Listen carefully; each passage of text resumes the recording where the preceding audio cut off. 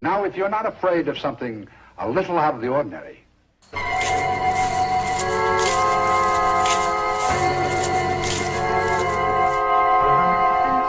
vampires, werewolves, ghouls, ghosts, mummies that come back to life after 3,000 years.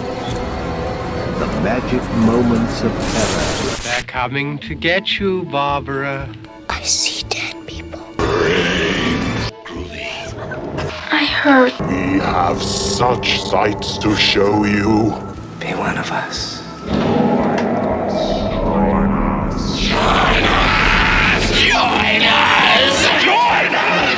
It's all for you!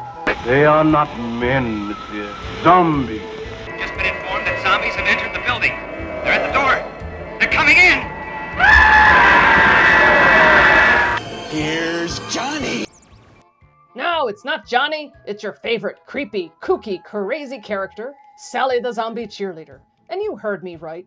And leave that dial alone. I'll be lurking around the WXPM airwaves for the next hour, so stay a while.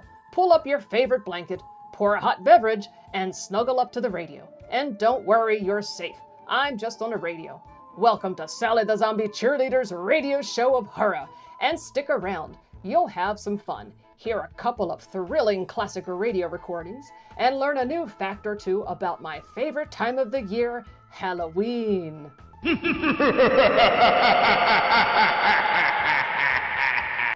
So I guess you're wondering who I am. Well, I'm a zombie who used to be a cheerleader named Sally. I was bitten, and the rest is history. Who knew? Oh, you need more? Well, I am a horror host, kinda like Vampira or Elvira, except I don't wear a dress, I wear a skirt. Hey! I host classic and independent horror and thriller movies, and you can find me online, on Roku, and on various PBS stations across the US. Oh, and I'm very local, so keep that in mind when you're walking around the Phoenixville area at night. And remember, I love fast food, so practice that cardio. Well, I've been active, I mean an undead horror host, since 2005. I have a bio on WXPM's page, but you can find me lurking about on the socials and YouTube. Just look up Sally the Zombie Cheerleader. Meow, meow, meow. Well, I am getting to that. My sidekick Skellycat is very noisy tonight. Yeah. Why am I on WXPM?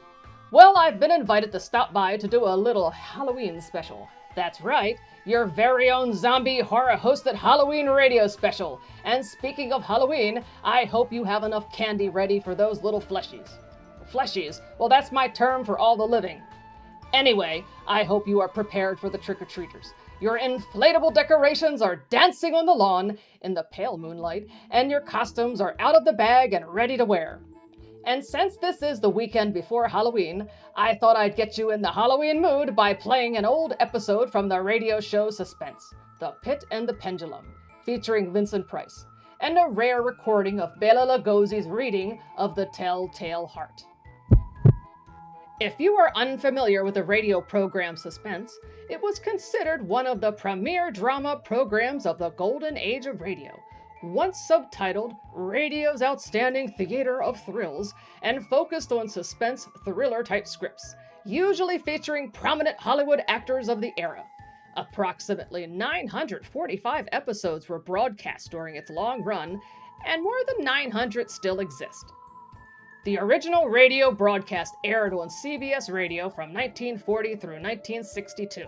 Suspense even received the Special Citation of Honor, the Peabody Award in 1946. It's a major award.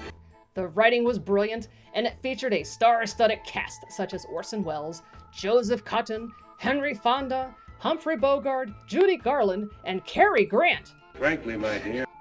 Now, the episode I am playing tonight first aired November 10th, 1957, 3 years before Roger Corman's 1960 adaptation of Edgar Allan Poe's The Pit and the Pendulum. Vincent Price plays the lead in this suspense radio episode, and the rest, as they say, is history. So gather around, all my friends and fiends, and enjoy The Pit and the Pendulum. And if this doesn't have you hiding behind your sofa by the end of the show, I'll have to try harder to scare you. It is, after all, almost Halloween. During the spookiest time of the year, there are a few guidelines all ghosts and goblins should follow. Always stay on sidewalks.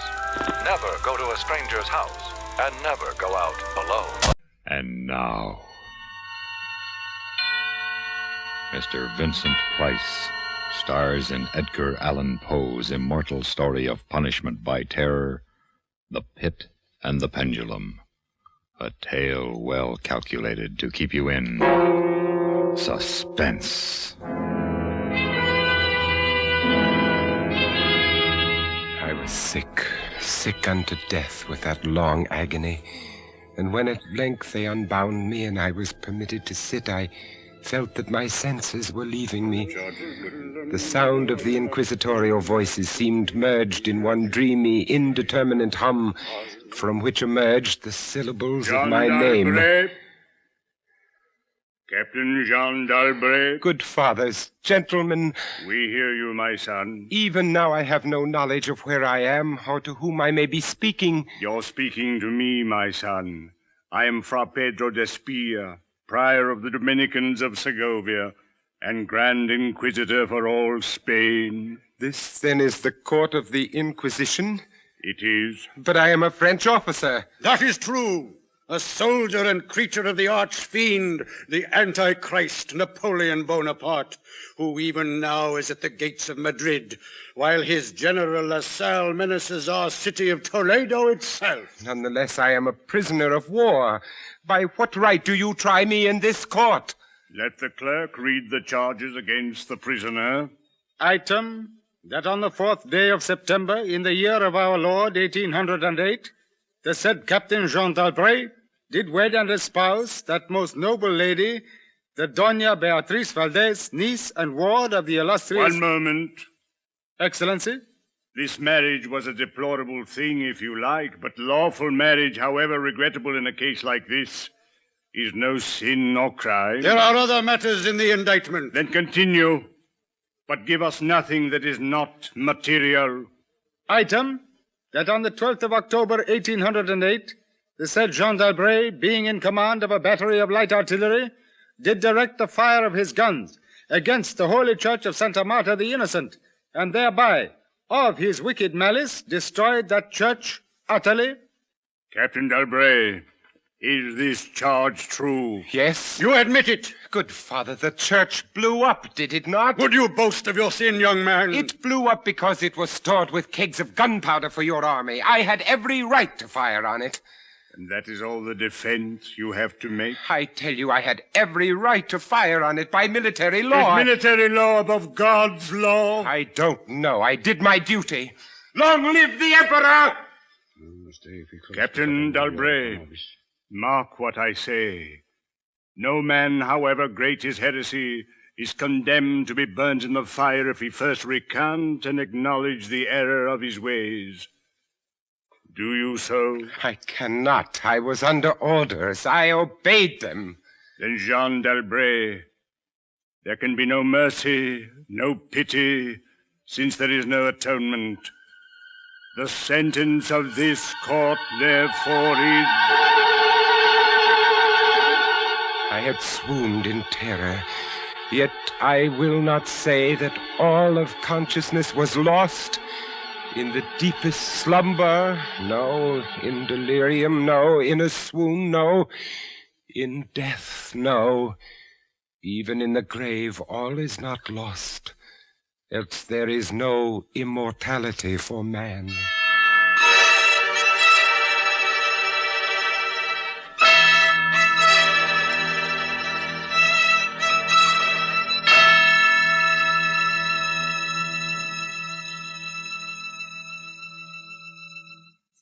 In a moment, we continue with the second act of Suspense. I got 5 pieces of candy. I got a chocolate bar. I got a quarter. I got a rock. So, are you scared yet? No? Well, I was just checking. Meow, meow, meow, meow. Skellycat thinks I need to try harder, and maybe the second act will have you pulling a blanket over your head. Meow, meow. In total, Vincent Price starred in 7 film adaptations of Edgar Allan Poe classics.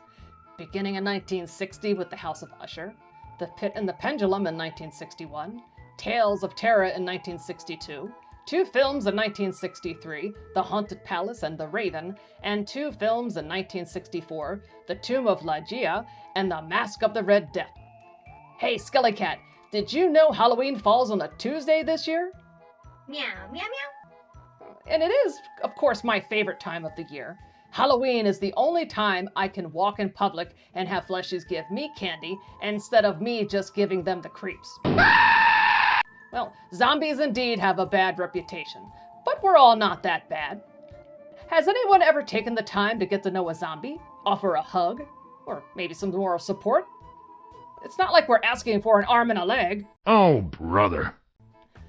Oh, let me think about that. Oh, Meow, meow, meow. oh, sorry about that, Skelly Cat.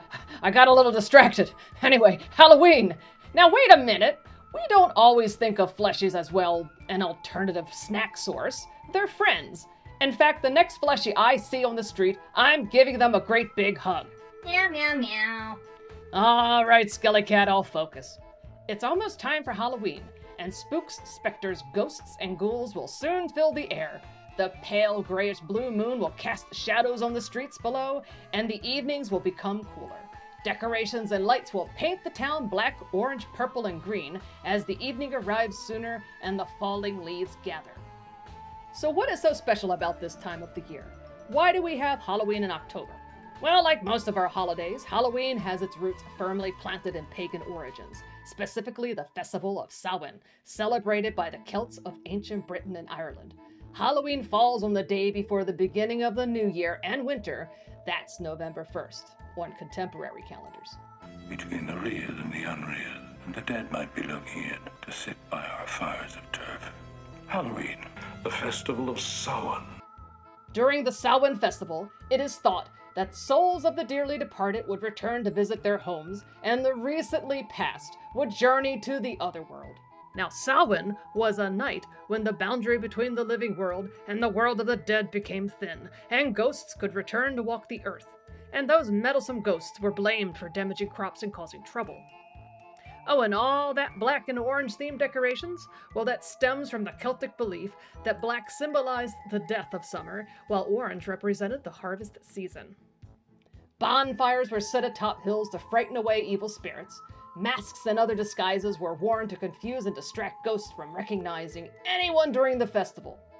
Witches, hobgoblins, fairies, and demons came to be associated with the day, and it wasn't uncommon for ancient Celts to be married during Samhain. When the Romans conquered the Celts in the 1st century, they added their festival of Veralia, commemorating the passing of the dead, and Pomona, the goddess of the harvest and orchards. Meow, meow, meow. Yes, that is the simplified version of the origins of Halloween, but I only have an hour, Skelly Cat. Meow. When we're back from the second act of Suspense, we will look at how Samhain transformed into Halloween.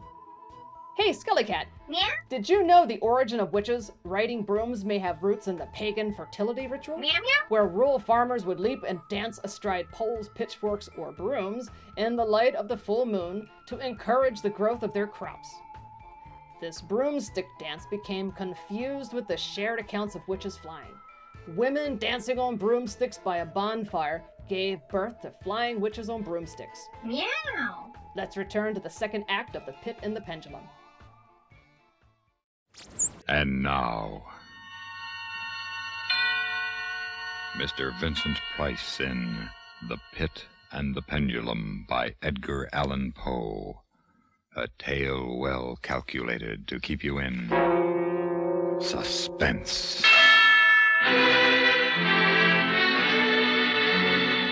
No, even in the grave all is not lost. There were shadows of memory which told me indistinctly of tall figures that lifted me and bore me in silence down, down, still down, until a hideous dizziness oppressed me at that descent into the earth. There was a vague horror at my heart because of that heart's unnatural stillness.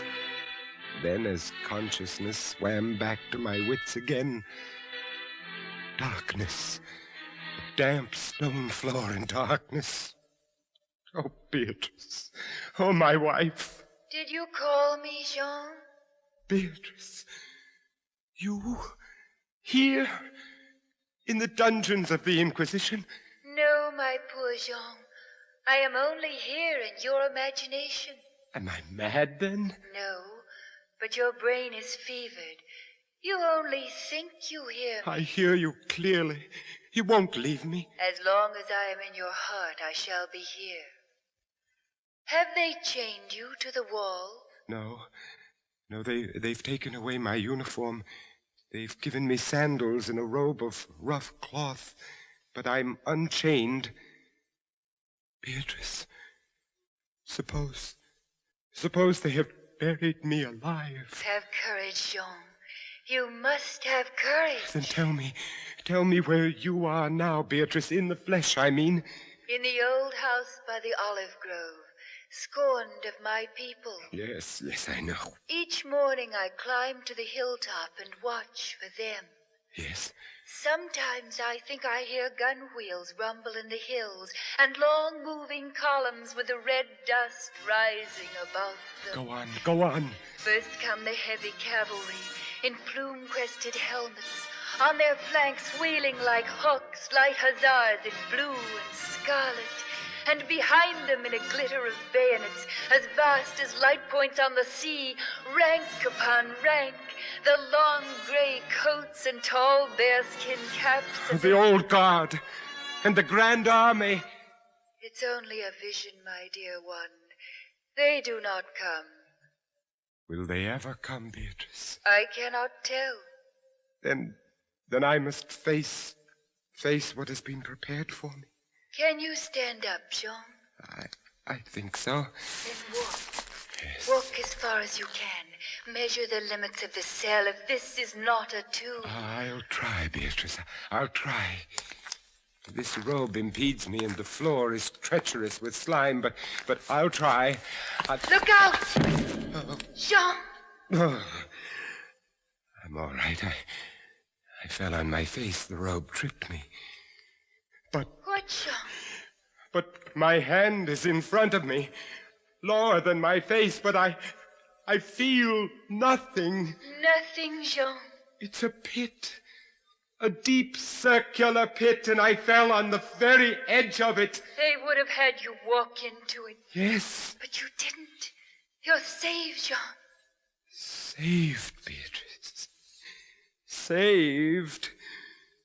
My torture has been merely postponed.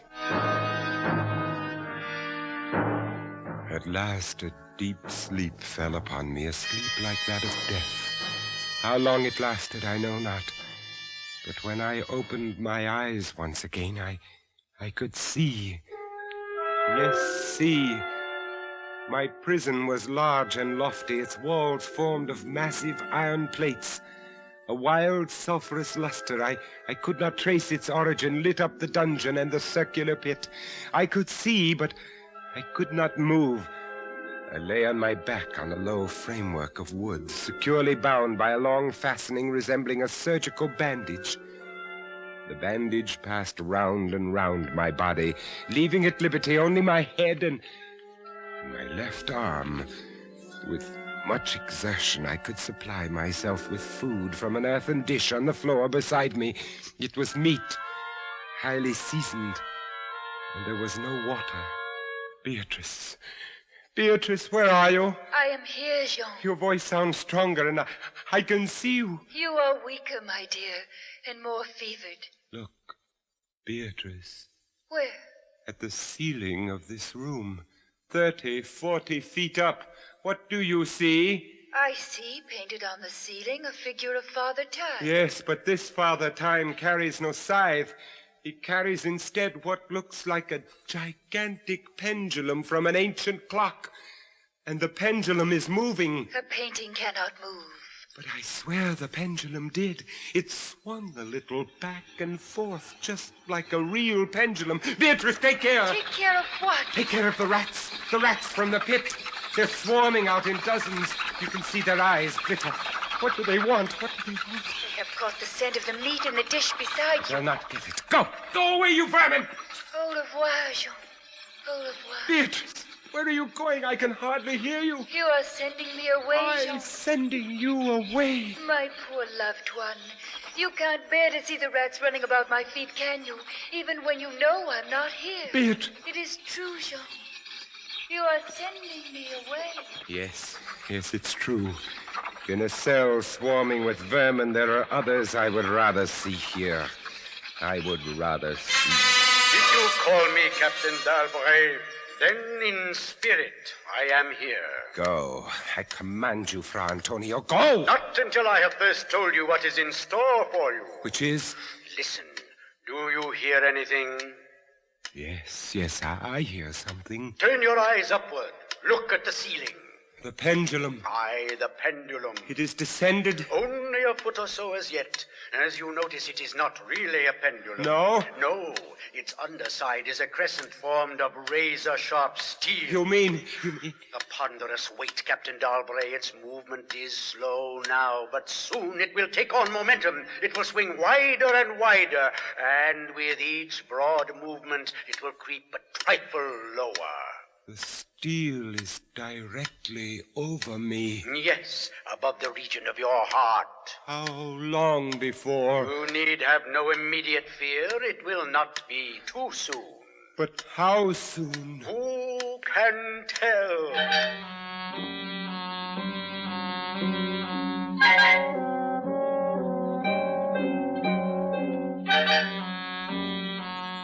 Minutes, hours, days.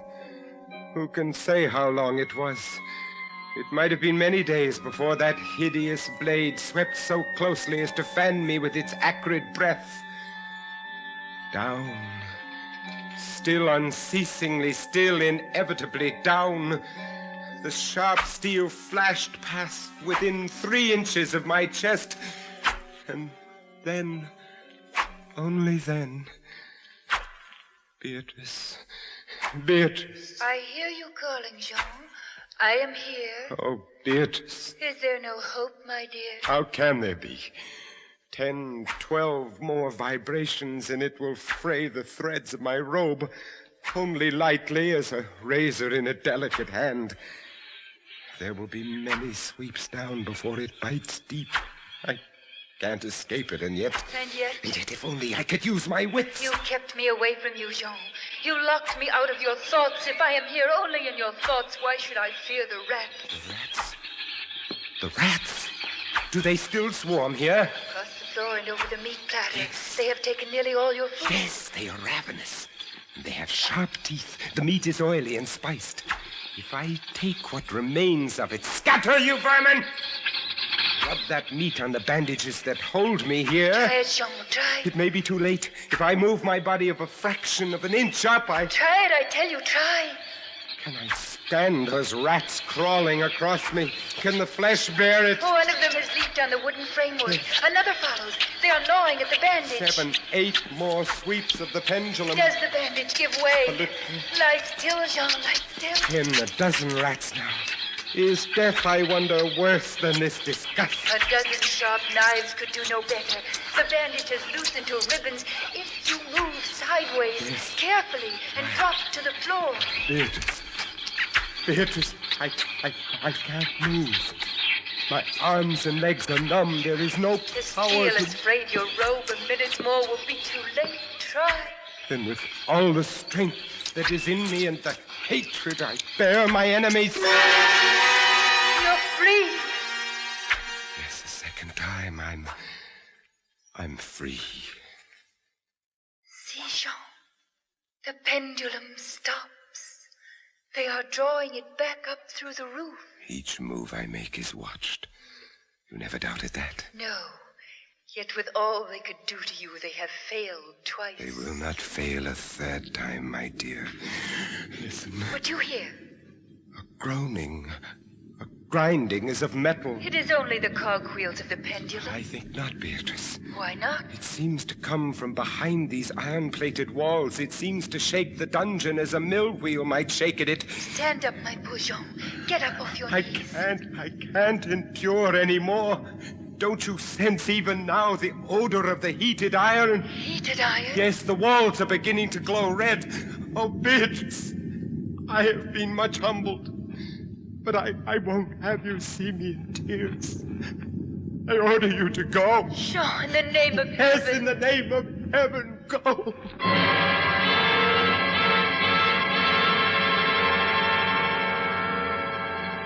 In just a moment, we continue with the third act of Suspense. Now, Harvey, I assure you, these so-called monsters were merely figments of your imagination. But, Doctor, they seem so real. I think you're just nervous and upset. Well, I guess you're right. I mean, how could such creatures be real? I'm beginning to feel much better already, Dr. Jekyll. Meow, meow, meow, meow, meow. No, I don't have a broomstick, Skellycat, and I'm not setting a fire, so don't get any ideas. Besides, someone might get mad if the radio station is glowing. Oh my. Oh, hey, welcome back, friends and fiends. Are you scared yet? Almost. Well, I know, I'll try harder. And if the sound of Vincent Price's voice in the evening doesn't give you chills, you need to turn off the lights. Well, that might help. Maybe light a candle or two. Oh, where do we leave off? Meow, meow, meow. That's right, Skellycat. We were talking about Halloween. We do have a basic understanding of the origins of Halloween, but how do we go from bonfires and masks to lawn ornaments, costumes, and trick-or-treating? Well, that's a mighty transformation. Modern Halloween as we know it is more commonly celebrated in America, but other countries also hold festivals between October 31st and November 2nd to celebrate the harvest or welcome familiar spirits. But Halloween is somewhat unique to the US. In the UK, Halloween has traditionally been celebrated by children's games such as bobbing for apples, telling ghost stories, and carving faces into hollowed-out vegetables such as turnips, illuminated from within by a candle. The vegetable lanterns would then be displayed on windowsills to ward off evil spirits. The current use of pumpkins is a relatively modern innovation from the United States, along with that quaint trick-or-treat tradition. But where did all this come from? Yeah. Well, I'm getting to that, Skellycat. As time passed, Halloween or Samhain continued to be celebrated in places like Britain and Ireland, but it was largely forbidden in colonial America. Listen, since all the other fun stuff is out of bounds... Well, that's because Puritans didn't like the pagan holiday. And because of this, Halloween was more common in Maryland and other southern colonies. But as different European ethnic groups began to mix, a distinctly American version emerged to celebrate the harvest. Neighbors would gather at these play parties to share stories of the dead, also known as ghost stories, and enjoy some mischief-making as well. And in the late 1800s, there was a move in America to turn Halloween into a holiday more about community and neighborly get-togethers than about ghost pranks and witchcraft. At the turn of the century, Halloween parties for both children and adults became the most common way to celebrate the day. Parties focused on games and festive costumes. Parents were encouraged by newspapers and community leaders to take anything frightening or grotesque out of the Halloween celebrations, and because of this, Halloween lost most of its pagan overtones by the beginning of the 20th century. Meow, meow, meow. No, I didn't forget trick-or-treating, Skellycat. It is thought that trick-or-treating was derived from the British practice of allowing underprivileged children to beg for food called soul cakes. These trick-or-treaters, or soulers, would go from house to house with the threat that a trick would be played if they did not get a treat, and treats did include candy. I'm sure a few fleshies out there have bobbed for apples, which most likely came from the Roman festival Pomona. Pomona was the goddess of apples, orchards, and fruit. Pumpkin carving developed from the Celtic tradition of carving turnips, radishes, and beets. It was believed that leaving spooky carvings outside homes or carrying them as lanterns would protect them from evil spirits. October is when the afternoon light fades a bit faster, and the evening seems scarier. And if I were an ancient Celt, I'd have loads of carved turnips too. Now remember, there was no electricity back then, so the dark was mysterious and terrifying, the nights felt much longer, and harvests had to be plentiful. It was essential to ward off evil spirits to survive those long winter days. Let's get back to the final act of Suspense, and the Pit and the Pendulum. It's the Great Pumpkin! He's rising us out of the pumpkin patch. What did he leave us? Did he leave us any toys? I was robbed. I spent the whole night waiting for the great pumpkin when I could have been out for tricks or treats. And now, Act 3 of The Pit and the Pendulum, starring Mr. Vincent Price. A tale well calculated to keep you in suspense. Suffocating heat pervaded the prison. I could draw no breath of air into my lungs. Against the lume of that fiery destruction, the thought of the pit and its coolness came like balm. Does the pit please you, Captain Dalbray? You again? Do you find its contents pleasing? Not the pit. And how shall you avoid it? Look! This dungeon has changed its shape. That is true. The walls are closing in. It was formerly a square, and now it is flattening slowly towards the center to force me into the pit. Of course. It will force you along with me. Again, apparently, you must be told, Captain Dalbray, that you are speaking only to your own sick fancy. I am not here at all. Farewell. Now, flatter and flatter grew the red-hot walls. I shrank back, but the closing walls pressed me relentlessly onward toward the loathsome pit. At length, for my seared and writhing body, there was no longer an inch of foothold. I screamed once. I tottered on the edge of the pit. I averted my eyes. Then there was a discordant hum of human voices, and then a loud blast of many trumpets. The fiery walls rushed back. An outstretched arm caught my own as I fell fainting into the abyss. It was that of General LaSalle. The French army had entered Toledo. The Spanish Inquisition was in the hands of its enemy.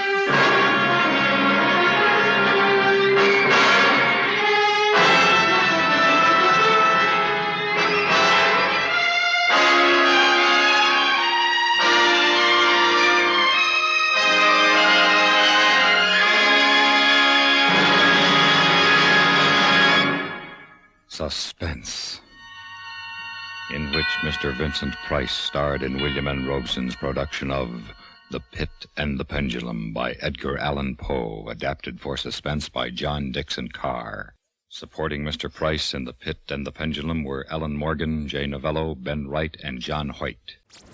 If you're stuck inside and you can't get out, but you feel like being free, grab a witch and make a switch and see what you can be. That's Halloween, witch magic Halloween. Well, Skelly Cat, did you know the earliest reference to wearing a costume during Halloween comes from Scotland in 1585? Meow. No, I don't think they had Kmarts back then. Oh, and did you know 1/4 of all the candy sold annually in the U.S. is purchased for Halloween? Well, Skelly Cat, that's a lot of trips to the dentist office. Yeah. Welcome back. I bet you're scared now. But that was the conclusion of The Pit and the Pendulum. Oh, don't worry. It's safe to come out from under the blanket now. And don't spill your tea or hot chocolate. Now, it wouldn't be the Halloween season without a tale or two from Edgar Allan Poe. He's kind of like the unofficial Halloween mascot for Halloween. And if The Pit and the Pendulum got your heart thumping, I have another tale that will have your heart beating a little faster, louder and louder. So grab that blanket and put a fresh whipped cream cap on your hot chocolate. Bela Lugosi will narrate our next story, The Telltale Heart.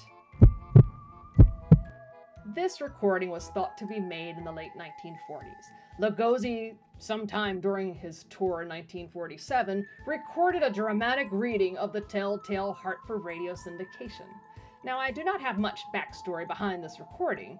It is a bit difficult to find, but a much cleaner version can be found in a film by Raul Garcia called Extraordinary Tales. And Bela was not a stranger to the tales of Poe. Bela Lugosi starred in 4 films based on the works of Edgar Allan Poe during his career. The first came in 1932, Murders in the Rue Morgue. He co-starred with Boris Karloff in The Black Cat in 1934, and The Raven in 1935. Bela's final film, inspired by Poe, was again The Black Cat in 1941, and Universal Studios produced all 4 films. In 1949, he appeared in his final Poe-inspired production, an episode of the Suspense TV series entitled A Cask of the Amontillado. Of course, most fleshies know Bela as Dracula, but he did take on other roles. Sadly, Bela was typecast in a number of films. Meow, meow. From mumming to guising, souling to trick-or-treating, Halloween, and all of its forms, have been around for a long time. And we tend to think of Halloween now as that time of the year when you decorate the windows and buy a bit of candy. But to our pagan friends, it's an extraordinary time of the year. And frankly, October is a special month. Fall has settled in nicely. Leaves are dancing in the air. Sweaters are coming out of the closets, and the evening almost feels magical. Now, from a zombie's point of view, October is the time we get to party with all of our monster fiends. And who doesn't love a good party? And that's why I'm doing this special. I want to share my love for this time of the year, sprinkle a bit of Edgar Allan Poe, and share a cozy, creepy evening with you. So grab those blankets again, turn down the lights, remember to plug in the Halloween lights, and get ready for Bela Lugosi and the Telltale Heart. I am Dracula. Strength of the vampire is that people will not believe in it. To die, to be really dead, that must be glorious. I never drink. Why? I bid you welcome. True. Nervous. Very, very dreadfully nervous I had been and am. But why will you say that I'm mad? The disease has sharpened my senses, not destroyed, not dulled them. Above all, was the sense of hearing acute. I heard all things in the heaven and in the earth. I have many things in hell. How then am I mad? Listen and observe how healthily, how calmly I can tell you the whole story. It is impossible to say how first the idea entered my brain, but once conceived, it haunted me day and night. Object? There was none, for I loved the old man. He had never wronged me, he had never given me insult, and for his money, I had no desire. I think it was his eye. Yes, that was it. One of his eyes resembled that of a vulture, a pale blue eye with a film over it. And whenever it fell upon me, my blood ran cold. And so by degrees, very gradually, I made up my mind to take the life of the old man, and thus rid myself of the eye forever. Now this is the point. You fancy me mad. Madmen know nothing. But you should have seen me. You should have seen how wisely I proceeded, with what caution and foresight I went to work. I was never kinder to the old man than during the whole week before I killed him. And every night, about midnight, I turned the latch on his door and opened it. Oh, so gently. And then, when I had made an opening sufficient for my head, I put in a dark lantern, all closed, so that no light shone out. Then I thrust in my head. And when my head was well in the room, I undid the lantern cautiously. Oh, so cautiously. I undid it just so much that a single thin ray fell upon the vulture eye. And this I did for 7 long nights, every night, just at midnight. But I found the eye always closed. And so it was impossible to do the work. For it was not the old man who vexed me. It was his evil eye. Upon the 8th night, I was more than usually cautious in opening the door. A watch's minute hand moves more quickly than did mine. When I was about to open the lantern, my thumb slipped upon the thin fastening. and the old man sprang up in bed, crying out, "Who's there?" I kept quite still and said nothing. For a whole hour, I did not move a muscle. In the meantime, I did not hear him lie down. He was still sitting up in bed, listening. Presently, I heard a slight groan, and I knew it was a groan of mortal terror. He had been trying to fancy them causeless. He had been saying to himself, "It is nothing but the wind in the chimney. It is only a mouse crossing the floor." But all in vain, because death, in approaching him, had stalked with its black shadow before him and enveloped the victim. When I had waited a long time without hearing him lie down, I resolved to open a little crevice in the lantern. You cannot imagine how stealthily, until at length a simple dim ray like a thread of the spider shot out from the crevice and fell full upon the vulture eye. And it was open, wide open. I grew furious as I gazed upon it. All a dull blue with a hideous veil over it that chilled the very marrow in my bones.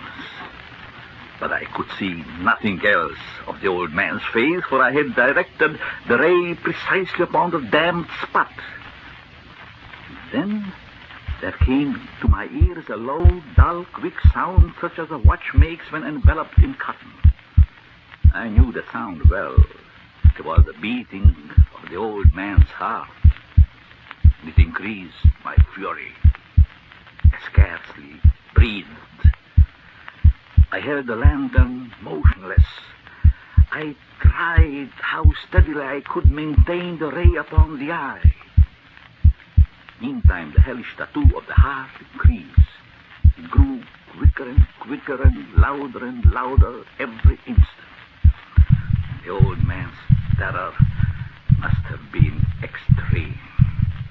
I thought the heart must burst. And now a new anxiety seized me. The sound would be heard by a neighbor. The old man's hour had come. With a loud yell, I threw open the lantern and leaped into the room. He shrieked once, only once, for in an instant I dragged him to the floor and pulled the heavy bed over him. And I smiled gaily to find the deed so far done.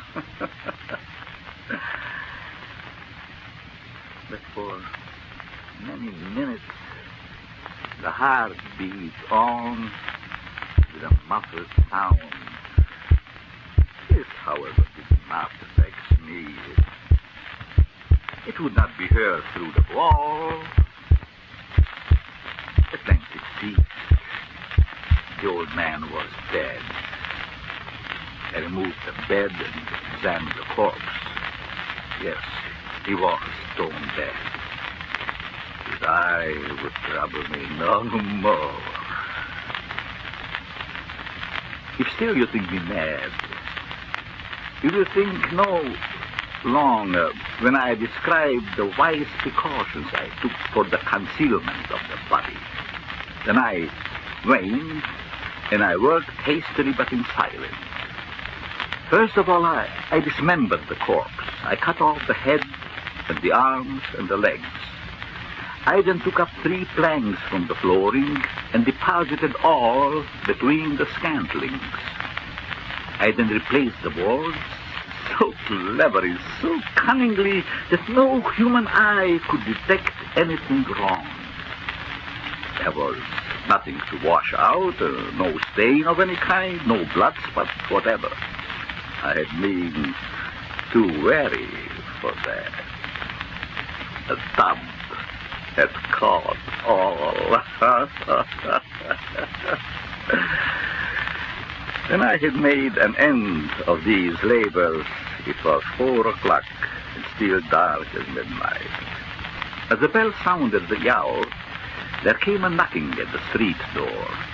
I went down to open it with a light heart, for what had I now to fear? There entered 3 men who introduced themselves as officers of the police. A shriek had been heard by a neighbor during the night, and they had been deputed to search the premises. I smiled, for what had I to fear?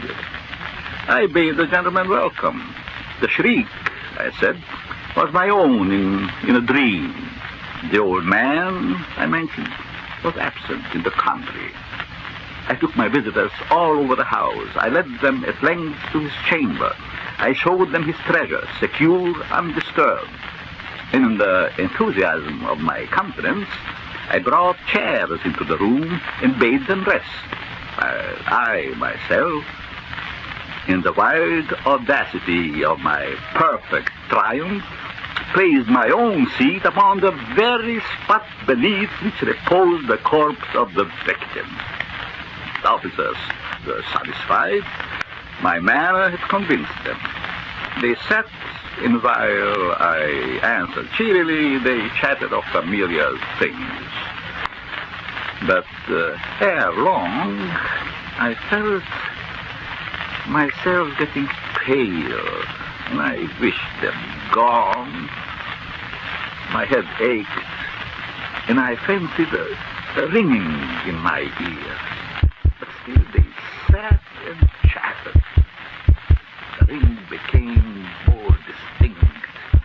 I talked more freely to get rid of the feeling.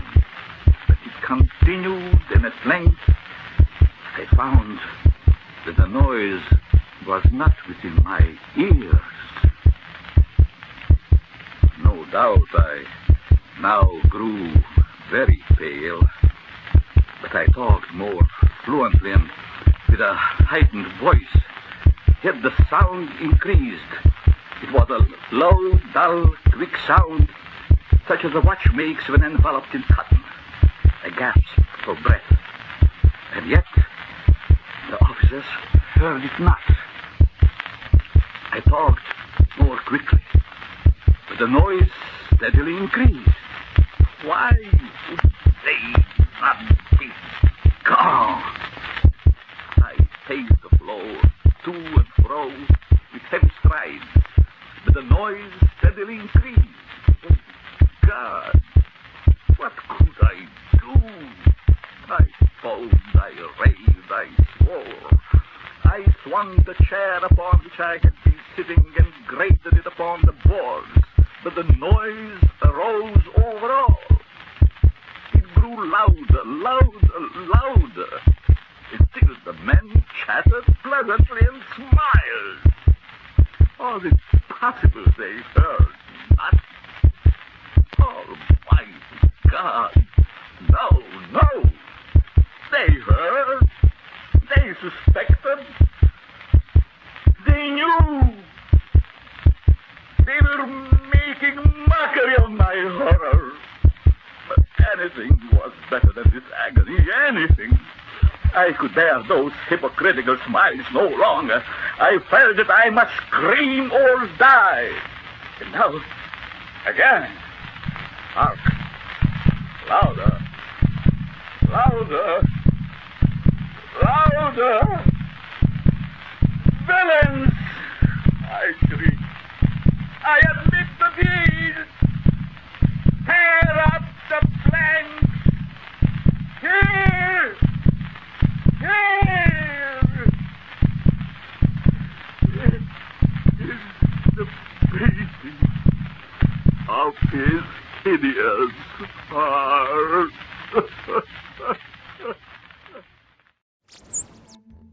Is he done? Is it okay? Meow, meow, meow. No, I wasn't afraid. I was just checking the backside of this couch is all. And you need to share that blanket, you blanket hog. Meow. Oh, hey, welcome back, fleshies and fiends. Are you scared now? Well, I think so. Well, I know I am. I mean, welcome back. And it's good to turn the lights back on, but you don't have to. And I will admit, I am a huge Bela Lugosi fan, and I have been since I was a wee zombie. And what zombie isn't a fan of Bela Lugosi? Listen to them. Children of the night. What music they make. I really hope you enjoyed The Pit and the Pendulum and The Telltale Heart, a double delight from the master of macabre, Edgar Allan Poe. I wish I had more time to talk about Poe and Halloween, but my time is nearly up and I need to get back to the lair and prep for Halloween. Feed Skelly Cat, dust off a few cobwebs, carve a bunch of pumpkins, and decorate the tombstones. After all, it is almost time for Halloween. Meow, meow, meow. Yeah, I know, Skelly Cat, I'm a zombie and every day for me is Halloween, but I still like to decorate. Oh my. Now, I know adults tend to outgrow the Halloween season, and that's a shame. There is magic in the air this time of the year, and the young fleshies shouldn't have all the fun. So go on, watch a few horror movies, read a good thriller, and wear a costume or two. Don't worry, you're still listening to WXPM, and my time is nearly done. And someone will come along and lock me back in my lair. But before they do that, thank you for listening to my pre-Halloween special. I am Sally the Zombie Cheerleader, host of the Sally the Zombie Cheerleader School of Horror. So keep an eye out for me and my shows. Hopefully I'll be back lurking around. But until then, turn off those lights, grab that blanket, pour a hot beverage, turn on the radio, and enjoy yourself. This is Sally the Zombie Cheerleader and her radio show of horror.